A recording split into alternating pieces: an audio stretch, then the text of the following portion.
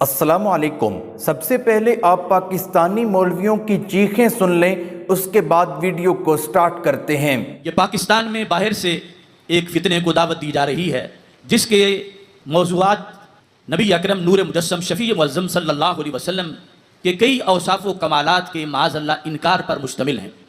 اسی لیے ہم نے اس کے لحاظ سے یہ دعوت دی کہ یا تو اس شخص کو پاکستان آنے سے روکا جائے یا پھر جمہور امت سے ہٹ کر جو اس نے مسئلے اور نظریات گڑے ہوئے ہیں ان پر وہ میرے ساتھ مناظرہ کرے۔ میری طرف سے ایک پوسٹ پر ان سب کی دم کو آگ لگی ہوئی ہے اور ہر سوراخ اور بل سے جو کیڑا مکوڑا باہر نکلتا ہے وہ مجھے پھر چیلنج کر رہا ہے۔ تو میں کہتا ہوں کہ سارے جو اتنا شور مچا رہے ہو تو اسی کو ہی تیار کرو۔ پھر کہتے ہیں کہ اس کا یہ موضوع نہیں ہے، وہ محدث نہیں ہے، وہ فقیہ نہیں ہے، وہ صرف تقابل ادیان کے بارے میں گفتگو کر سکتا ہے۔ تو میں کہتا ہوں اگر وہ صرف تقابل ادیان کے بارے میں کچھ جانتا ہے تو پھر وہ جمہور امت پر شرک کے فتوے کس منہ سے لگاتا؟ وہ پھر اپنی حد میں رہے، وہ تقابل ادیان پر لیکچر دے۔ وہ جو 14 صدیوں میں امت کا مسلک رہا ہے اس مسلک پر شرک کے فتوے کیوں داغتا ہے؟ یہ ایک وہ پینٹ کوٹ والا مولوی ہے، اس نے اینک بھی لگائی ہے، داڑھی بھی رکھی ہے، پینٹ کوٹ بھی پہنتا ہے۔ اس نے جی 1500 بندہ ایک دن مسلمان کر دیا، ایک دن 1000 مسلمان کر دیا۔ پر پتہ ہے وہ بدبخت کہتا کیا ہے؟ وہ کہتا ہے امیر المومنین یزید رضی اللہ تعالیٰ عنہ۔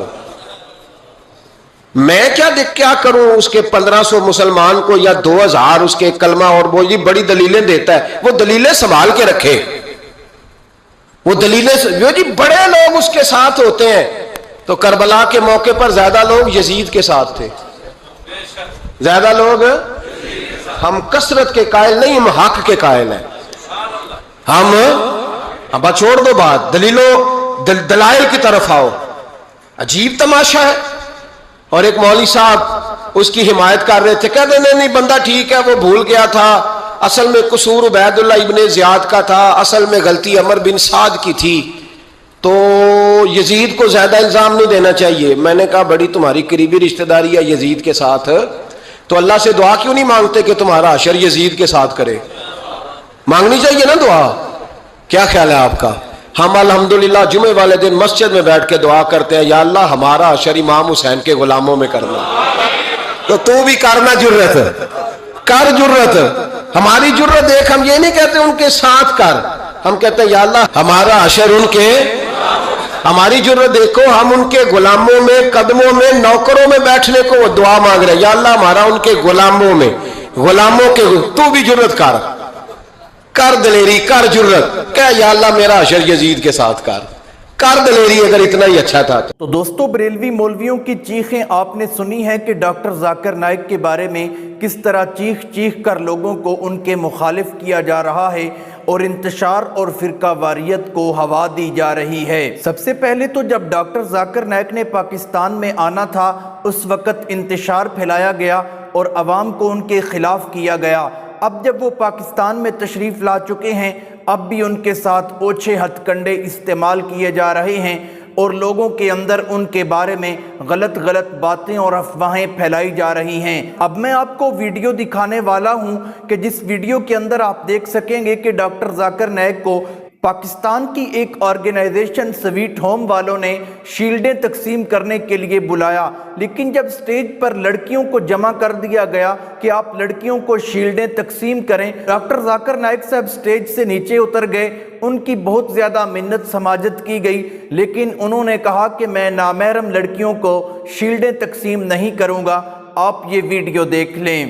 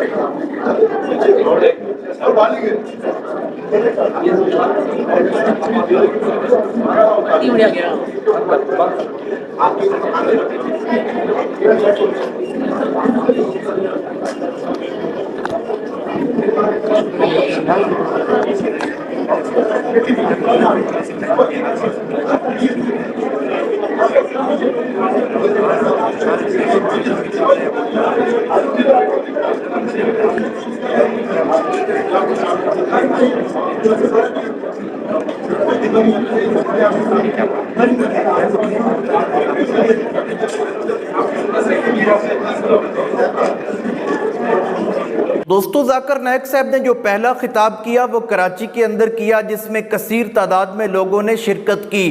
اس میں ایک شیعہ کے عالم شہنشاہ نقوی نے بھی شرکت کی۔ اس نے ڈاکٹر ذاکر نائک کے سامنے اور ساری عوام کے سامنے کچھ ایسی باتیں کی جو کہ آپ کو بھی ناگوار گزریں گی، آپ کو اچھی نہیں لگیں گی۔ جمیعا ولا تفرقوا۔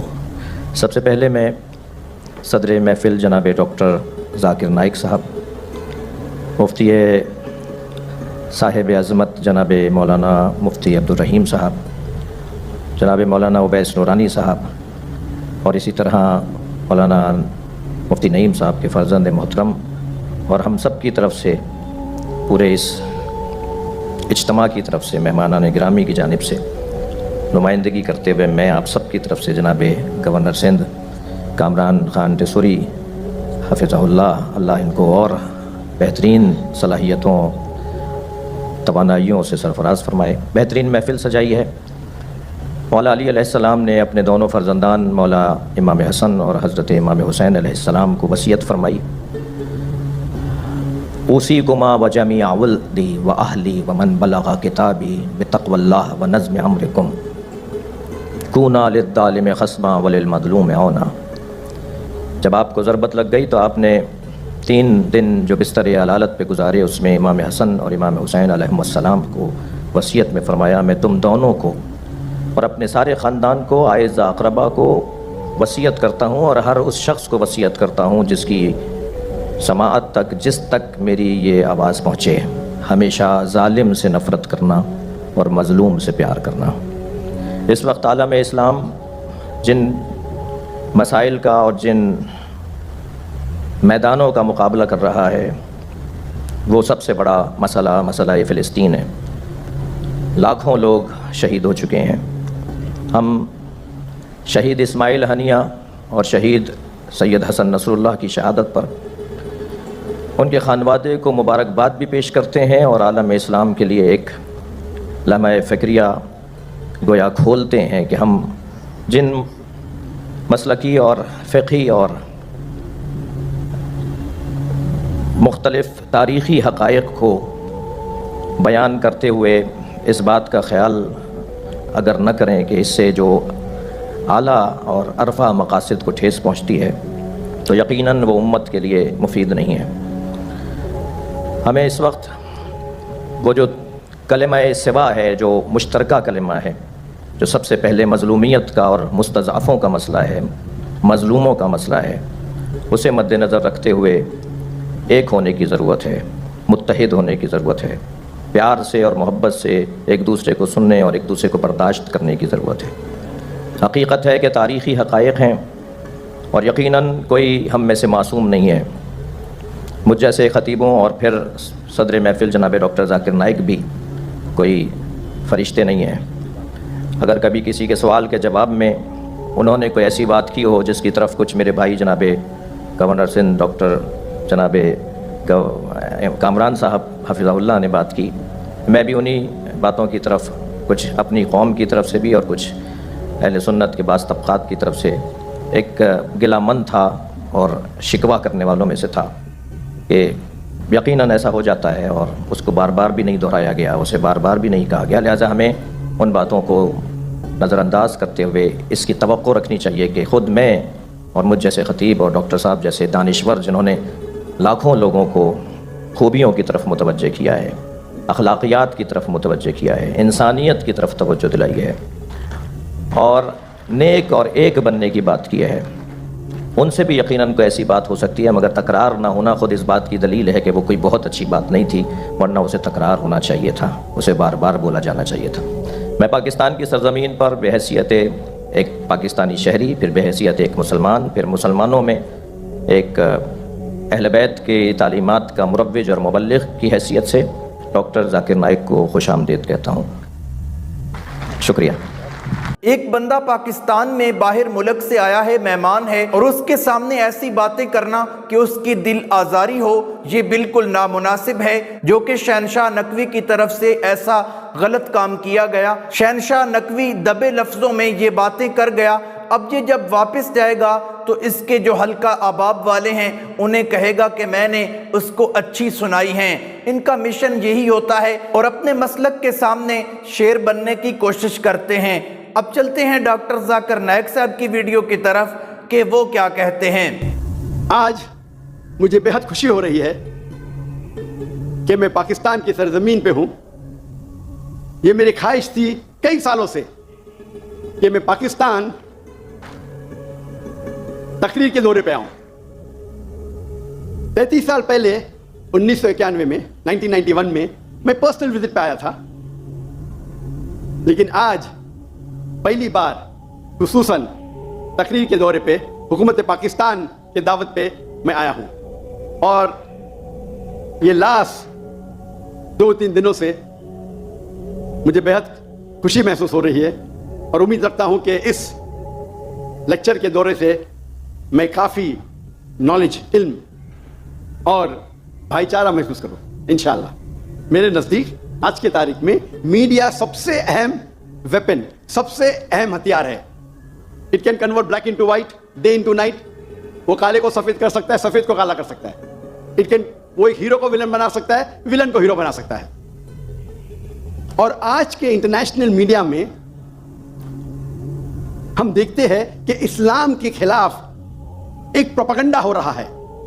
ہمارے انٹرنیشنل میڈیا میں، چاہے وہ انٹرنیشنل نیوز پیپر ہو، انٹرنیشنل میگزین ہو، انٹرنیشنل سیٹلائٹ چینلز ہو، انٹرنیشنل ویب سائٹس ہو، انٹرنیشنل سوشل میڈیا ہو، ہم دیکھ رہے ہیں کہ ہر روز اسلام کے خلاف غلط فہمیاں پھیلائی جا رہی ہے۔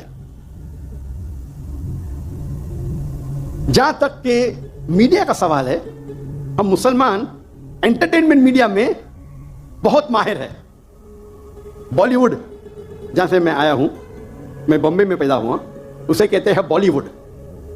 وہ ایک ایسا شہر ہے جو دنیا میں سب سے زیادہ فلم ہر سال بنائی جاتی ہے،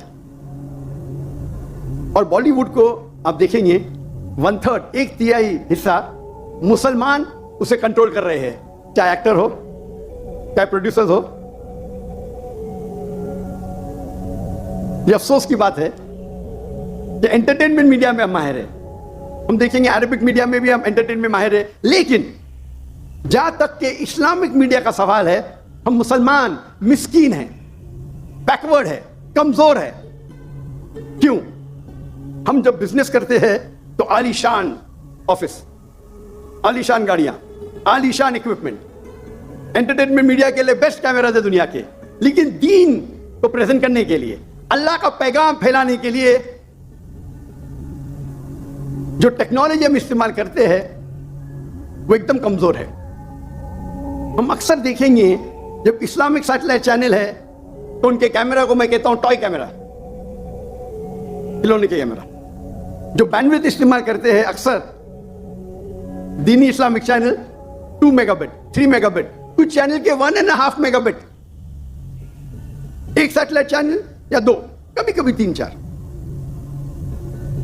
جو گرافکس ہم استعمال کرتے ہیں اتنے کمزور ہے کہ اگر کوئی ٹیلی ویژن دیکھے گا تو 3-4 منٹ میں اس کو آف کر لے گا۔ اسی نقطۂ نظر سے 2005 میں نے سوچا کہ کیوں نہ ہم ایک اسلامک سیٹلائٹ چینل قائم کریں جو انٹرنیشنل سٹینڈرڈ کے حساب سے ہو۔